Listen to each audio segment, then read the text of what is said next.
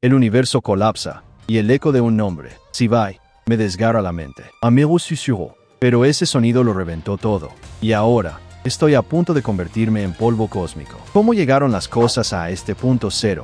Te preguntarás. Semanas antes, mi rutina, la monotonía digital de siempre. Vaya coñazo, noche y día daban igual. Atrapado en mi habitación, cazando easter eggs en juegos antiguos, pensando que la vida real era mi mayor desafío. Pero algo empezaba a cambiar, y lo sentía en mis carnes. En mis sueños, un sonido distante, una melodía que no parecía de este mundo, invadía mi cabeza. Una invitación, o un aviso. No era como un sonido común.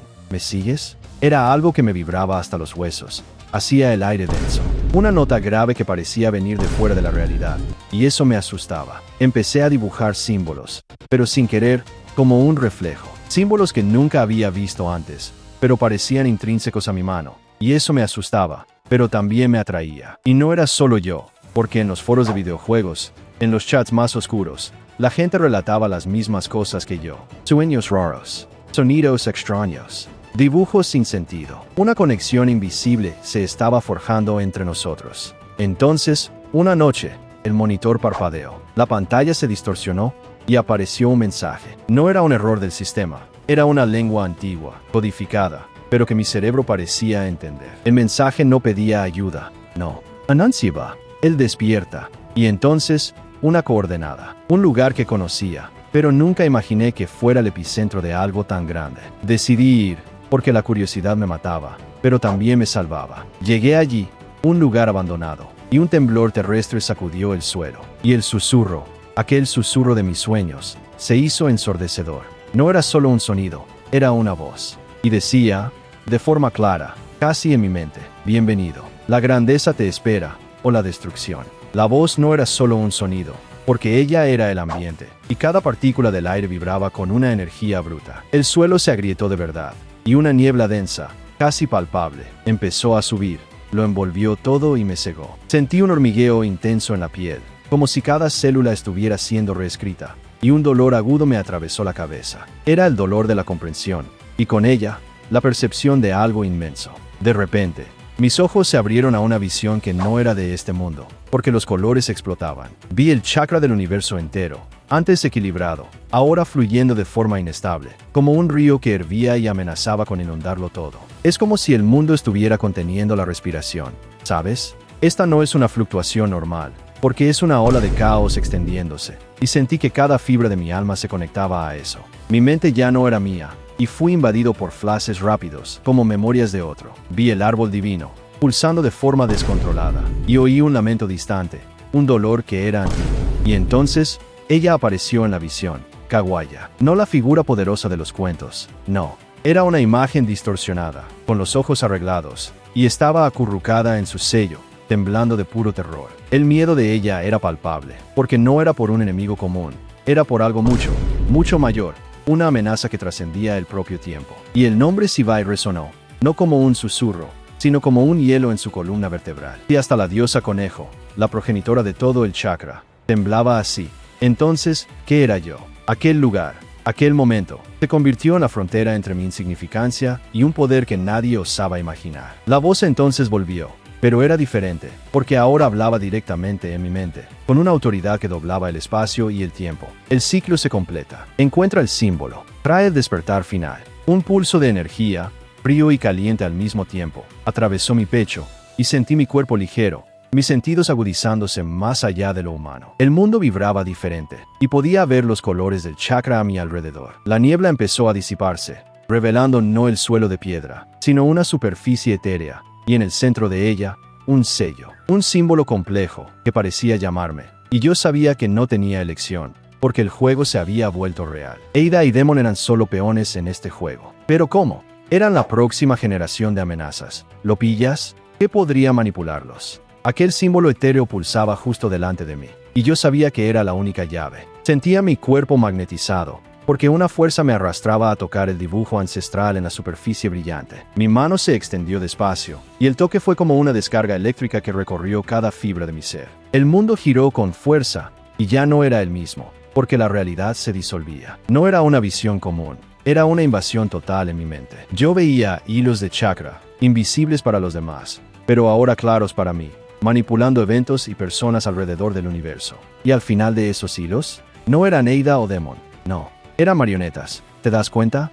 Y el verdadero maestro nunca había sido revelado hasta ese momento. Una sombra colosal flotaba en el éter, con una aura milenaria y tan pesada que hacía que el propio tiempo se doblegara ante ella. El miedo de Kawaya tenía todo el sentido ahora, porque era por esto. Ahí estaba la prueba de un linaje Otsutsuki que Boruto nunca pudo imaginar. Eran los verdaderos dioses, el origen de todo, y Ada y Demon eran solo ecos distorsionados de su poder primordial. Y yo estaba en medio de todo esto, un punto minúsculo en un tablero cósmico, y esa comprensión me aplastaba. Mi existencia parecía insignificante cerca de esa grandeza oculta. La invasión terminó de repente, pero el susurro ancestral dejó una nueva orden, o una maldición, resonando en mi alma. Ellos ven, y ahora, tú también verás. La frase ellos ven, y ahora, tú también verás martilleaba en mi mente, y yo sabía que no era una bendición. Era un peso, una percepción que me ligaba a una verdad cósmica, pero que también me condenaba a una carga incomprensible. El mundo a mi alrededor,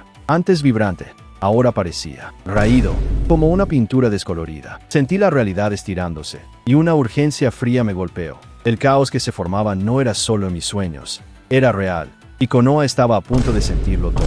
Y en el epicentro de esta tormenta que se formaba, como una pieza central en el tablero, estaba él, Kabaki, un chico que cargaba la oscuridad de Isiki, y que ahora sería confrontado por una oscuridad que ni él conseguiría entender. Kabaki estaba aislado, ¿sabes? Él sentía la perturbación en el aire, una onda invisible de chakra distorsionado que lo irritaba. Sus instintos Otsutsuki, siempre latentes, gritaban un peligro que iba mucho más allá de cualquier cosa que él ya hubiera enfrentado antes. Konoha también lo sentía, y el miedo empezó a extenderse como un virus. Pequeños desastres sucedían, fallos de chakra a gran escala, y jutsus se deshacían de la nada, mostrando que algo mayor estaba desequilibrando todo, amenazando la existencia de la aldea. Él vio el pánico en los ojos de los civiles, y la imagen de Naruto, su padre adoptivo, impotente ante una amenaza invisible, lo aplastaba. Kabaki no podía perder a Naruto, no otra vez, y esa pérdida era el mayor riesgo ahora. Su mente hervía, y Kabaki sabía que necesitaba ayuda, pero no de aliados comunes. Él pensó en quien era marginado, en quien guardaba secretos prohibidos.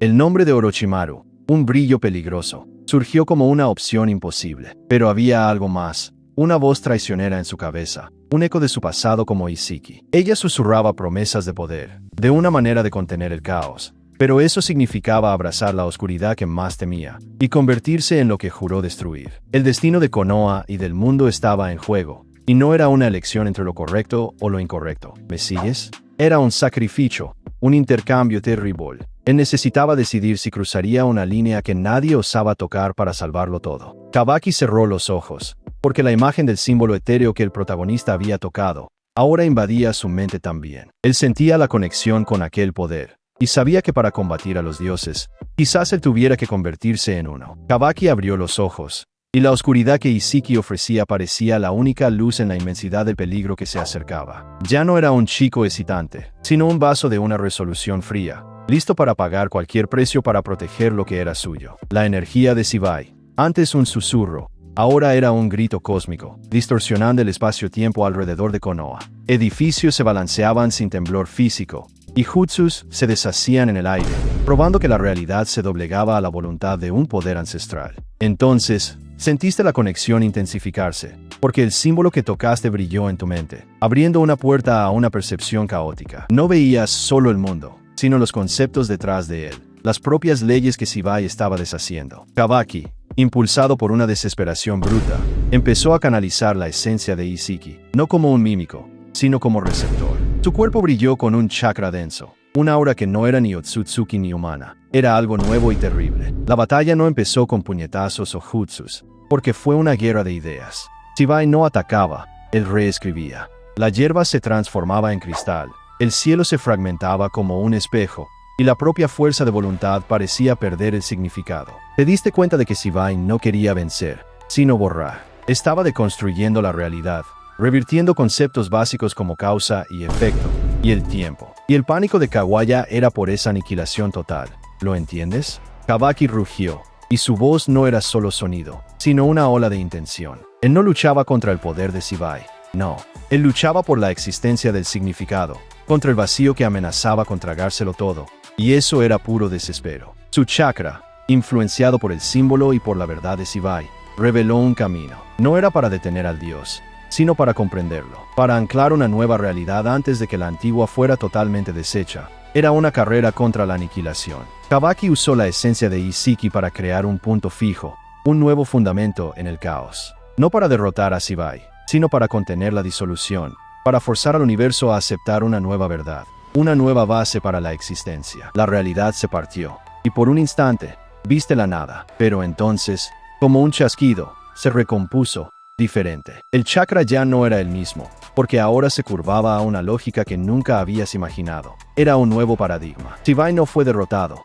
no. Él se convirtió en la propia realidad, una influencia invisible que redefinía la existencia a cada pulso. El mundo ya no era lo que conocías, porque ahora era un eco de su poder, y esa era su maldición. El universo ahora era más vasto, más peligroso, y los poderes que conocías eran solo fracciones de algo gigantesco. La amenaza de Sivai no terminó, solo se convirtió en la esencia del nuevo mundo, y la jornada estaba solo empezando. Entonces, si te ha gustado esta historia que redefine todo, ya sabes qué hacer. Deja un like para apoyar. Suscríbete al canal para no perderte los próximos giros y comenta qué te pareció esta realidad que se puso patas arriba. Hay más videos esperándote aquí en el canal, así que échales un vistazo. Hasta otra.